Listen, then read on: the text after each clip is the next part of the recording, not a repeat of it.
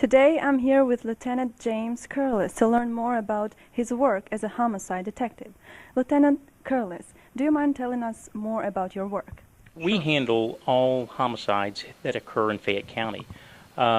We investigated last year 19 homicides. This year we have 12 homicides to date. The Personal Crime Section, which is in the Bureau of Investigation, is actively involved in those investigations. What was the number for homicide last year? In 2010, we had 19 homicides in Fayette County. So far this year, we've had 12 homicides that we've investigated.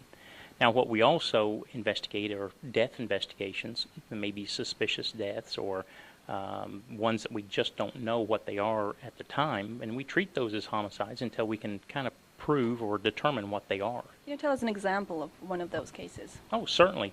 Earlier this year, we had it turned out to be a suicide, but it started out as a female who was found on a property here in Lexington with as it turns out, a gunshot wound to her head.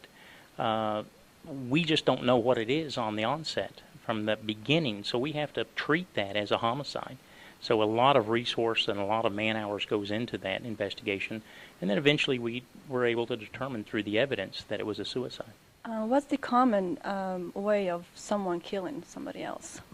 Historically, it's been gunshot wounds. Obviously there are other ways to kill someone, but typically it's by far gunshot. Can you describe us how this starts? Like, how do you get involved in homicide? Certainly. Typically, the first responding officers or the patrol officers who go to a scene are called. Sometimes it's shots fired, sometimes it's people fighting, or sometimes it's an unresponsive person in the street. Then they call the detectives in. Typically, what we do is involve the Commonwealth Attorney's Office in our investigation early, and that we begin picking up the evidence and doing interviews of people or witnesses and try to put the pieces to the puzzle back so we can understand and gain clarity on what took place and hopefully make an arrest in the case.